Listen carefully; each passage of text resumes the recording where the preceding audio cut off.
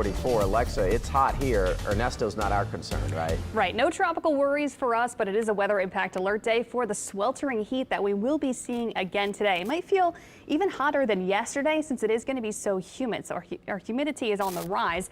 Our air temperatures will be similar to yesterday, mid and upper 90s, but putting those two things together, it'll probably feel like around 115 degrees this afternoon, maybe even higher than that in a few spots. Today, that excessive heat warning that we have in effect starts at 10 a.m. and lasts until 6 o'clock today. So it is going to be a scorcher. Make sure if you do have to work outside, you dress appropriately, you have water with you, you have a way to access water during the day in case you do run out, or have something to drink that has electrolytes that can hydrate you. Try not to overdo it. Take breaks in the shade and air conditioning. Make sure the pets are doing okay, and your neighbors, make sure they are also doing well, especially if they don't have air conditioning. Make sure you give them a call and that they're still doing all right in this extreme heat. It is the middle of August and it's been hot this summer and the heat just keeps on coming. This morning, though, we are nice and quiet. Temperatures are feeling pretty good north of the lake. We're in the mid 70s at this point. Even upper 70s for parts of the South Shore, Thibodaux and Houma, lower 80s for New Orleans and for our river parishes. This morning, we should trend dry. The only silver lining is with this heat is that we might actually get some relief later on. We have a good shot at scattered rain and storms today during the afternoon and early evening, but it's still going to be extremely hot and humid. Air temperatures in the mid 90s, but plan for some storms today and we could see some heavier showers.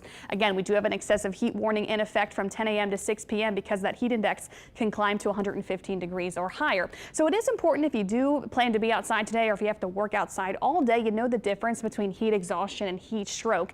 Heat exhaustion, if you feel kind of dizzy and have nausea, just stop what you're doing, take a break, have some water. But a heat stroke is when you stop sweating, and that is more serious. That's when you have to call 911. So make sure you definitely pay attention to if you're feeling a little sick today, especially for people that have to do maybe landscaping work, anything outside in this extreme heat. But like I mentioned before, this afternoon, scattered showers and storms will be in the mix, and we could see a few heavy downpours in a few spots, which could provide some relief, but also make sure you drive carefully if you get stuck in under one of these storms. Some of these storms may produce some brief gusty winds and frequent lightning as well, and that'll be around during the afternoon and early evening hours today.